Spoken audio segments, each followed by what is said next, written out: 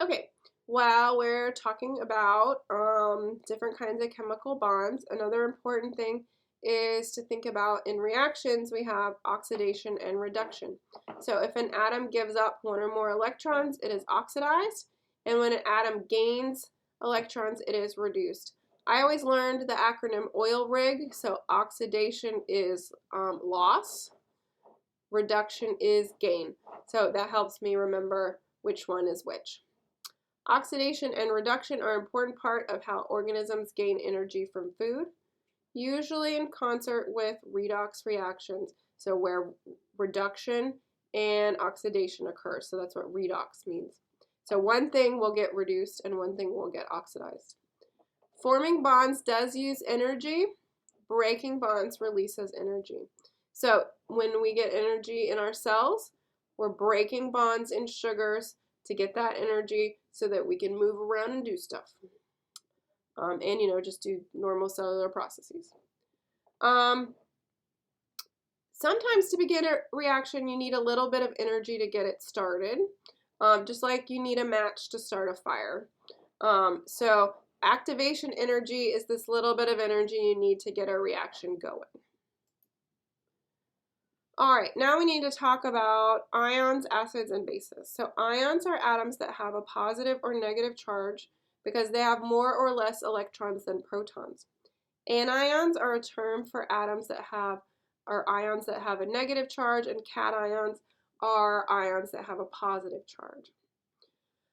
An acid is a substance that releases hydrogen ions in the water, and a base are substances that readily bond with hydrogen ions, So, pH scale is what we use to tell how acidic or basic something is. So, on the pH scale, you probably remember that 7 is neutral, but a lot of times people get the scale backwards. The lower numbers are more acidic. The bigger numbers are more basic. This is really important for you to know. So, if the pH is from 0 to 6.9, it is acidic. If it's 7.1 to 14, it's basic. And so this gives some different common things that have different pHs. So around 0 is battery acid, around 1 is hydrochloric acid, around 2 is lemon juice and stomach acids. We get things like grapefruit and orange juice around 3. We can go on up. Pure water is 7. Seawater, though, tends to be basic at 8. Baking soda is a base. And then you can go up. There are other things that are even more basic. So like soap is a base at around 12. Bleach is a base at around 13.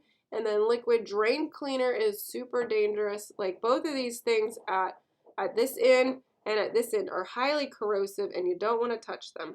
So liquid drain cleaner, very, very basic. Don't touch. It is important to remember which way this goes. So small numbers, acid, big numbers, basic. Organic compounds. These are types of molecules that tend to have a lot of carbon. So organic compounds are materials making up biomolecules which make up all living things. All organic compounds contain carbon. So that's important to remember. There are 4 major categories of organic compounds, and you do need to know what these are. There are lipids, so like fats and oils, carbohydrates, things like sugar and starch, proteins. Most people know what a protein is. They're made up of amino acids. And then there's nucleic acids. Those are parts of your DNA and RNA. All right, so all those organic molecules make up our cells. And cells are just minute compartments in living organisms that carry out the processes of life. So a cell is surrounded by this lipid membrane, so it's made with fats to make this membrane to control what goes in and out of the cell. The interior can be subdivided into organelles and subcellular particles. And in those, there are often enzymes, which are catalysts that speed up chemical reactions. All enzymes are proteins. Metabolism is another important concept. It is the multitude of enzymatic reactions performed by an organism.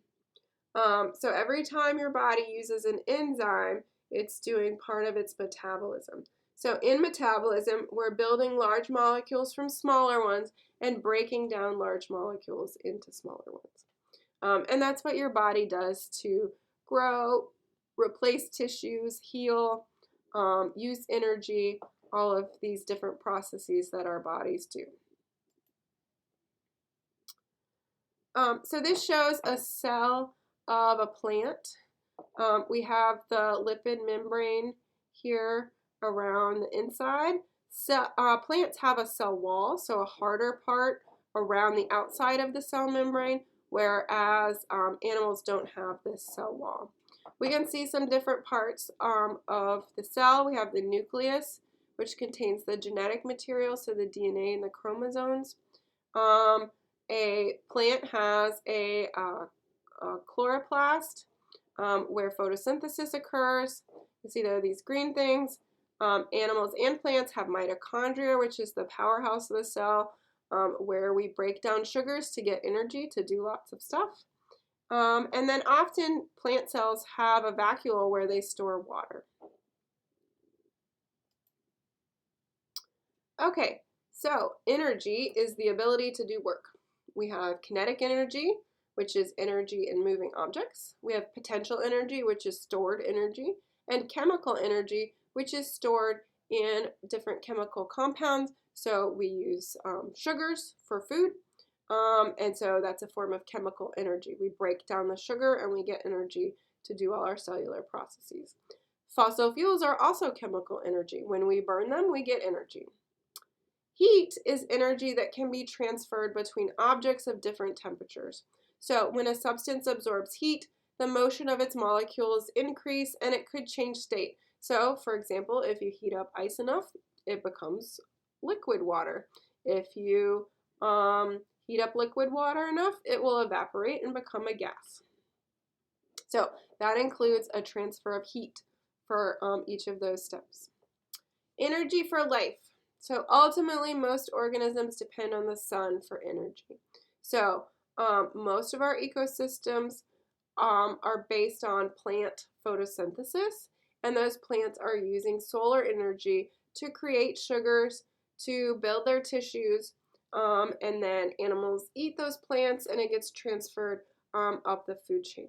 There are some exceptions to this. So there are some very, very ancient organisms called archaea, which we used to think were lumped in with bacteria, but it turns out they're a whole separate group of organisms. They can get their energy from inorganic compounds through something called chemosynthesis. So they're using other chemicals to make energy instead of using sunlight. But there aren't a lot of these organisms around. Most of them are in hot springs or vents along the seafloor. So energy from the sun. This is by far the most common way that energy enters into ecosystems. So solar energy is really important for two different reasons. Warmth. Most organisms can only exist in a relatively narrow range of temperatures. You know about this. If it's too hot, like it has been the last few weeks, until maybe this week while you're listening to this, we don't like it to be 105. We definitely don't like it to be 110 Fahrenheit. And we don't like it when it's too cold either. So the sun keeps, the temperature of the earth hotter than it would be at night without the sun. And it keeps it cooler. Let me step back from that. I'm not explaining that very well. But anyways, most organisms need the warmth from the sun, and the sun does warm up the earth. We have an atmosphere that traps heat in, and that helps keep the earth at a relatively stable temperature. Though we do have lots of fluctuations, and it varies from one place on the planet to another. Sunlight is also important for photosynthesis in plants. The radiant energy is transformed into useful, high-quality chemical energy. So Plants in their chloroplasts use the energy from the sun. They absorb certain wavelengths, and it helps them build sugars with carbon dioxide and water, and then they produce oxygen as a result, as well as a sugar. Most life on Earth depends on photosynthesis. So even if you're a predator, you had to eat something that ate a plant at some point, right? So that photosynthesis is really important. Most solar energy is absorbed by the atmosphere, the surface of the land, or water, and reflected back into space. Only about 1 to 2% of the sunlight falling on plants is captured for photosynthesis. They also can only use part of the spectrum. So most of the solar radiation is in the visible spectrum, though there is some that is UV light that, you know, you've probably heard can damage your skin cells and cause skin cancer.